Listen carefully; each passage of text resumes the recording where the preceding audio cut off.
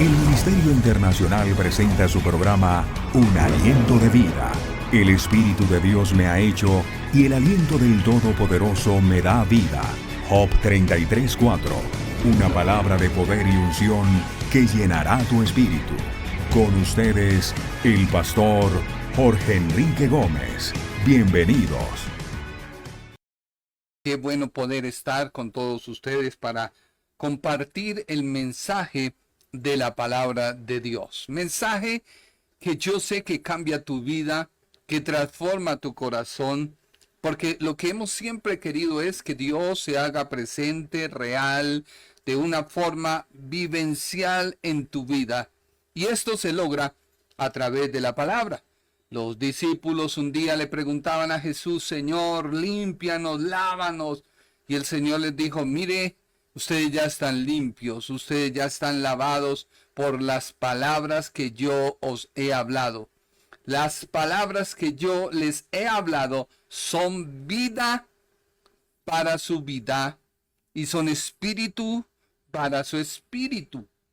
Pero cuando no entendemos el orden de un ser humano, no entendemos el orden que Dios ha hecho en nosotros, de que no somos un alma con un cuerpo y tenemos un espíritu, porque esa es la idea que el diablo ha vendido tan grande que muchos cristianos, uno los oye hablar, como hoy, un joven que fue a hacer algunos cobros y empezábamos a hablar porque la charla comenzó por un olor a marihuana en el ambiente, y uno de los chicos dijo: huele a feo.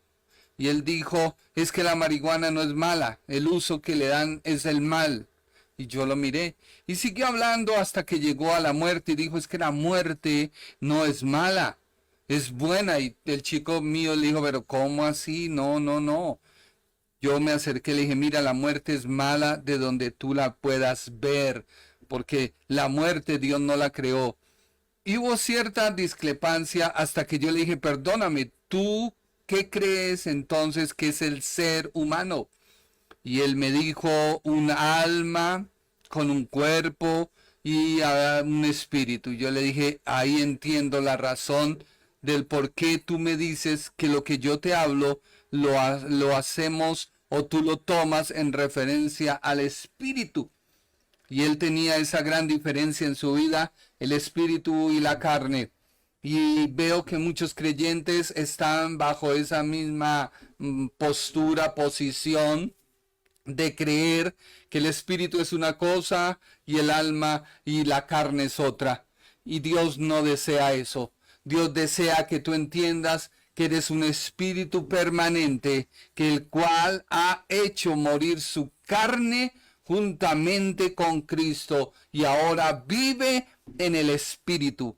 El apóstol Pablo, la escritura lo dice muy claramente, que para él el vivir era Cristo y el morir ganancia.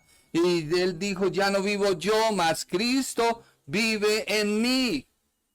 Y eso es lo que Dios quiere hacer a través de la palabra. Cambiar tu concepto de lo que has preconcebido. Recuerda que somos un espíritu, porque hay eternidad en nosotros. Hay eternidad en nosotros. Somos un espíritu con un alma o con su alma y habitamos en un cuerpo. Y cuando dejamos este cuerpo, el espíritu y el alma van directamente a Dios que los creó. Y recordemos que un día seremos nuevamente puestos en un cuerpo, pero transformado como el Señor. Porque Dios creó al hombre para que sea la parte visible de lo invisible que es Él. Porque Dios es espíritu.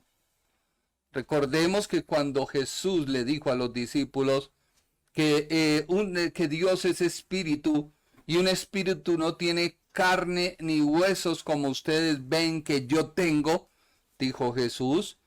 Entonces, cuando Jesús le dijo a la mujer samaritana: mi Padre anda buscando adoradores en espíritu No quiere decir que en el momento de la oración, de la lectura de la Biblia, tú te metes en el Espíritu y entonces aíslas tu carne. No.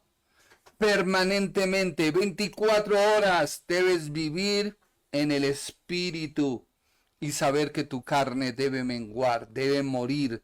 Ya no puede existir más en nosotros. Hoy, parte 2, toda sabiduría, toda prudencia, carta a los Efesios, y leamos Efesios capítulo 1, versículo 8. Dice la Biblia, la cual nos prodijo en toda clase de sabiduría y entendimiento, intuición práctica y prudencia. Efesios capítulo 1, versículo 8, Biblia amplificada. Las versiones de la Biblia no tienen nada más sino el propósito de ampliar nuestro razonar para que podamos extraer lo espiritual, porque somos personas racionales, pero todo lo tomamos para llevarlo al espíritu. Escribíamos en la introducción que muchas personas han concebido que el Evangelio es lo más ilógico.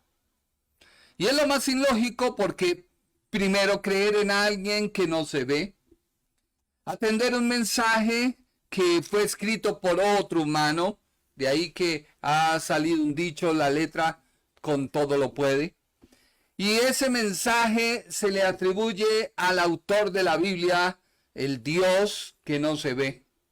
Y tratamos de razonar en nuestra mente finita sabiduría y prudencia del plan o el diseño de Dios. Y nos damos cuenta que quien diseñó el plan de salvación, posee una mente infinita. Por ello, hay sabiduría y hay prudencia en su plan, porque su sabiduría es mayor que la nuestra. Job fue uno de los personajes que llegó a un punto en que él empezó a atacar todo lo que había hecho y empezó a deliberar hasta tal punto que Dios le dijo, para Job, y contéstame, ¿dónde estabas tú cuando yo hice esto, aquello? ¿Dónde estabas tú? Y Job se dio cuenta de que definitivamente Dios es un Dios no conocido para él.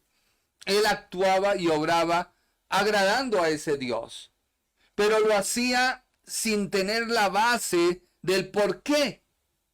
Hay momentos en nuestra vida que hacemos las cosas sin la actitud correcta. Y eso es lo que Dios quiere que desaparezca de ti. Que tú hagas las cosas con una actitud correcta. Uno ve a cristianos ayunando porque la situación está difícil. Y déjame decirte que esto no es bíblico. Tú ayunas, yo ayuno, porque debemos crecer. No por una circunstancia o el ayuno o la oración nos va a ayudar en cierto momento, no. Recuerda que ya el Señor todo lo hizo y solamente pide que tú lo vivas.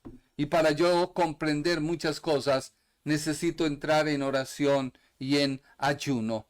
Así que no podemos ver el Evangelio con las mismas gafas de la religión.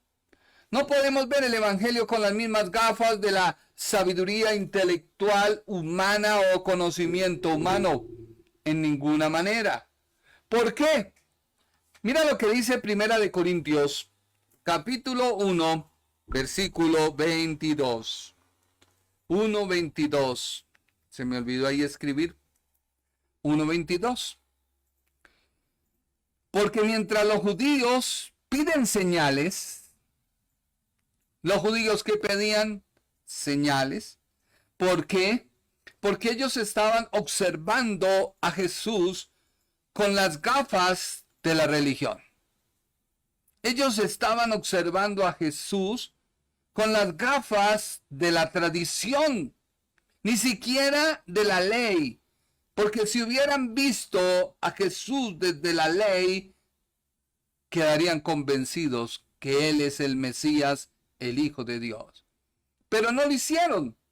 Ellos se basaron en su tradición, se basaron en sus costumbres, se basaron en la religión. Y cuando tú vienes al Evangelio con esas gafas, déjame decirte que estás en el lugar equivocado. Estás en el lugar que no corresponde. Y te sientes incómodo cuando escuchas hablar a alguien porque no lo puede asimilar. Aunque tu espíritu te dice cierto, tu carne dice no, porque tiene las gafas de la religión. Y sigue diciendo 1 Corintios 1:22, y los griegos se dedican a la filosofía y a la sabiduría humana. Biblia amplificada. ¿Por qué debemos ver el Evangelio con las mismas gafas de la fe y del creer, y no bajo nuestra sabiduría de lo que podemos concebir, aceptar? Este joven, yo creo que se fue contrariado, porque él me decía, todo lo que tú me dices es en un aspecto espiritual. Yo le dije, a ver, somos espíritu. Entonces no me digas que eso es para la iglesia. Y aquí en el mundo nos comportamos, hacemos, deshacemos y lo justificamos todo con un ataque del diablo. Y lo justificamos todo con, es que yo no sabía qué era lo que hacía. Yo era malo y andaba en el mundo, pero predicas y eres malo. Entonces solo debe haber una conclusión. Tienes que arrepentirte, tienes que convertirte. Tú no puedes fluir en dos aguas. En la agua dulce, el evangelio; en el agua amarga, comportamiento indebido. Porque esto no puede salir. No puedes ser tibio, no. O eres caliente o eres frío. Pero no puedes tener las dos, no puedes ser una persona dual, no. Dice la Biblia en 1 Corintios 1, 18, 21, 1 Corintios 1, 18 al 21, Biblia paralela, dice lo siguiente: ¿dónde está el sabio? O sea, el filósofo. ¿Dónde está el escriba? El erudito. ¿Dónde está el investigador? El lógico, el polemista de este tiempo y de épocas presentes? ¿No ha mostrado Dios las tonterías y la locura de la sabiduría de este mundo?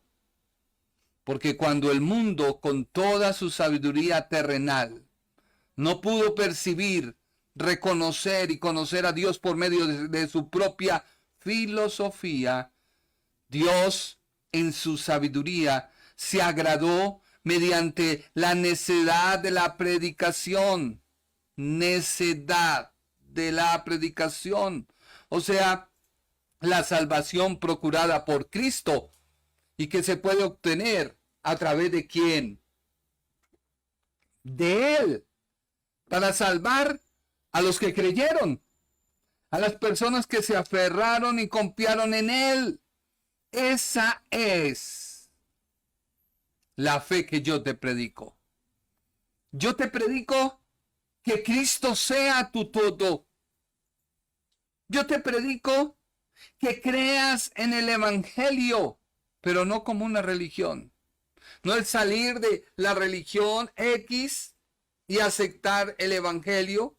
Y en la religión X te comportas de cierta manera y en el Evangelio ya vives de cierta manera. No.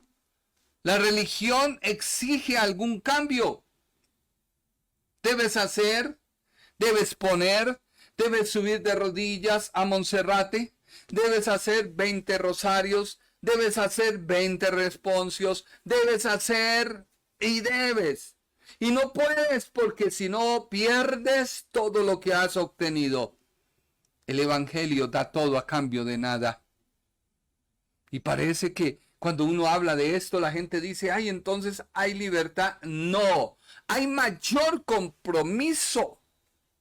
Porque cuando tú te acercas al dador de la vida, tu vida no puede ser igual. Entiéndelo. Es que he luchado porque mi esposa se ajuste al parámetro o mi esposo que yo creé. Entonces, normas que yo concebí, no se ajusta, esa es del diablo. O está en la carne y yo no, yo estoy en el espíritu. Y cuando te das cuenta, tú eres más carnal. Y eso no es para elogiarte, eso es para tener cuidado.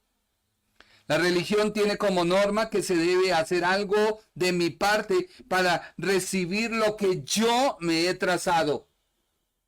Hermano, lucha por tu bendición. Entonces, la bendición del hermano es un carro, una casa, X cosa. Y si no la obtuvo, es que Dios no se ha agradado de lo que yo hice. Y el Señor no me ha permitido. No. El Evangelio lo hizo todo, imposibilitándote que tú no puedas hacer nada para recibir algo. Porque ya el Señor lo hizo. Solamente debemos creer y trabajar y creer. Porque Dios ya lo hizo. Hay mucha gente que pelea con el diablo, lucha con el diablo. Conozco un pastor que ve al diablo en todo lado y un día empezó a orar de una forma que le dije, yo no estoy contigo.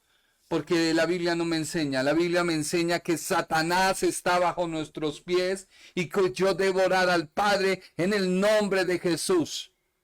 Y debo creer y debo vencer mi incredulidad. La religión no ha obtenido ninguna victoria. Te motiva a ti para que las obtenga. El Evangelio destruyó todo argumento de las tinieblas, venciendo todo poder y autoridad, y lo ha dado a su cuerpo, la iglesia. Cristo venció en la cruz, y esa victoria la ha dado a la iglesia. La iglesia, Dios dijo, las puertas del Hades no van a prevalecer contra ella. Todo lo que atares en el cielo será atado en la tierra. Y lo que ates en la tierra es atado en el cielo. Por eso hay poder en Jesús. Y esto lo escucha un religioso y dice, pero no puede ser. Y busca argumentos y busca bases para contrarrestar lo que Dios dice. En la religión debes efectuar un sacrificio tuyo para obtener lo que no te puede dar. El Evangelio, Jesús fue el sacrificio que me da todo lo que la religión no me puede dar. Y esa es la sabiduría y la prudencia que hay en el plan de Dios. Recuerda que esta sabiduría y esta prudencia no es algo que Dios te va a dar como así, de un momento a otro. No. Lo que está hablando el apóstol en Efesios es que hay sabiduría y prudencia en el plan que Dios diseñó, el cual Dios te lo revela a través de la Escritura, y tú lo puedes ver y palpar. Sabiduría. Y lo puedes empezar a vivenciar. Prudencia. O sea que en cierta manera ¿te vuelves un sabio y un prudente? Sí, pero no por lo que tú hiciste, sino por el plan que Dios hizo. Dice Santiago en el capítulo 3, versículo 13 al 16. Santiago 3, 13 al 16. ¿Quién hay entre vosotros que sea sabio e inteligente?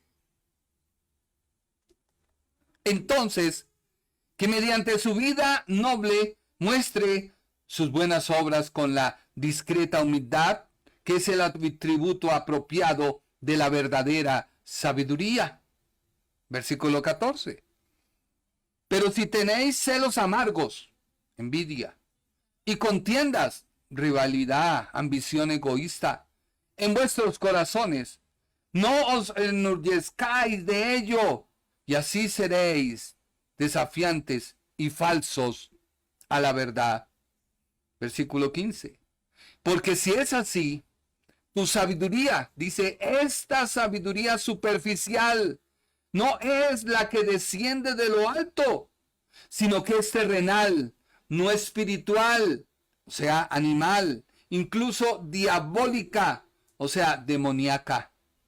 Y el versículo 16 dice, porque donde quiera que hay celos, envidia y contiendas, rivalidad y ambición egoísta, también habrá confusión, inquietud, discordia, rebelión y toda clase de prácticas malas y viles. Mira que Dios es tan contundente que te dice, examínate.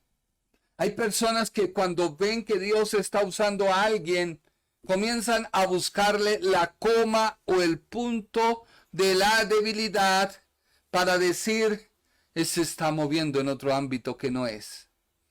Y es un gran error. ¿Por qué? Porque no hay sabiduría y prudencia en la persona para entender lo que Dios está haciendo. Es que Dios toma lo vil de este mundo para hacer cosas grandes. Dios toma lo que no es sabio para el mundo y lo toma para Él. Y a través de Él muestra su plan de sabiduría y prudencia y todo el mundo queda sorprendido de ver el cambio que solo puede Dios hacer en nuestras vidas. Y se aterran. No, cuando encontramos a Jesús, cuando vamos en el camino y Él se nos aparece, porque quien te busca a ti es Dios. Tú no lo buscas, no, nadie busca a Dios. No hay nadie que lo busque. Es Dios quien siempre busca al hombre. Y lo busca a través de mis palabras, y lo busca a través de la Biblia, y lo busca a través de una predicación, y lo busca a través de una enseñanza. No huyas más. No cierres tus oídos al Evangelio. Créele al Señor.